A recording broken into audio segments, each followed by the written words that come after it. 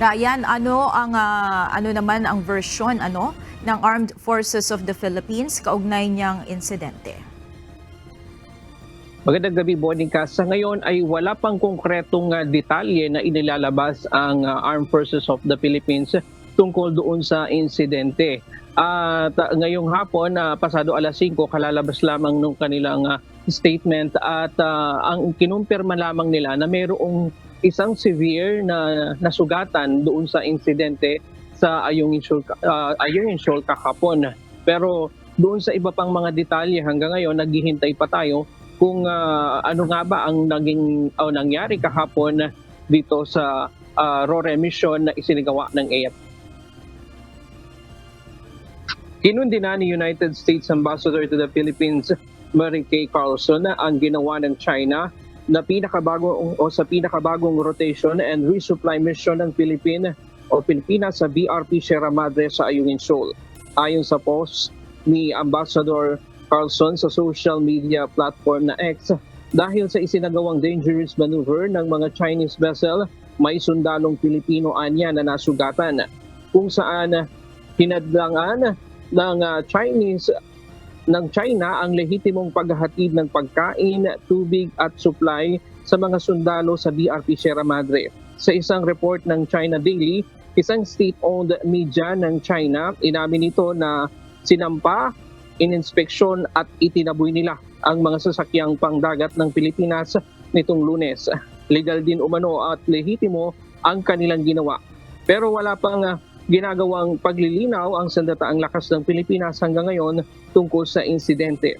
Para sa isang international studies expert mula sa De La Salle University na si Professor Renato De Castro, malinaw na unlawful use of force ang ginawa ng China. This is a case of unlawful use of force. Well, it's really an escalation on the part of the Chinese. Based on sa mga statements na nababasa ko, like for example, there was attempt for boarding, there was of course effort to tow the vessel, and of course the term that I encountered, which I got from another source, the mission was a failure because the Chinese really put all its effort to deny the AFP from, of course, extending humanitarian assistance to our forces on board the Ayungin Shoal. Ito na anya ang pinakaseryosong ginawa ng China laban sa mga sundalong Pilipino. It's really the height of their escalation, use of their gray zone operation. It's really the darkest shade of Chinese gray zone operation. The fact that they have surrounded the resupply mission, they use everything, ramming, harassment, towing, and of course you have the participation, supposedly according to the source, the active participation of the People's Liberation Army's Navy. Posibleng kaya rin umano itong gawin sa BRP Sierra Madre ng commissioned vessel ng Philippine Navy.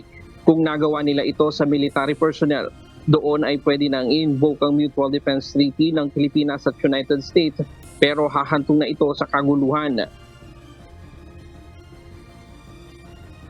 We can now, that will lead to the invocation of the Mutual Defense Treaty. Ayon kay De Castro, maaari kayang hanggang ngayon ay wala pang detalyeng inilalabas ang AFP at DND ay nagiging maingat sila sa kanilang magiging hakbang. Probably it's being discussed up there, not anymore at the level of the DND AFP. Probably it's already being discussed in Malacanang.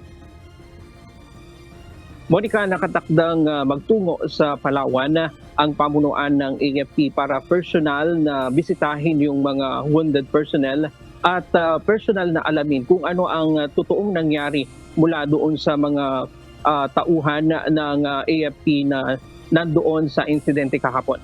Yan muna ang latest mula dito sa Quezon City. Balik kayo, Monica. Maraming salamat, Ryan Lacanlal.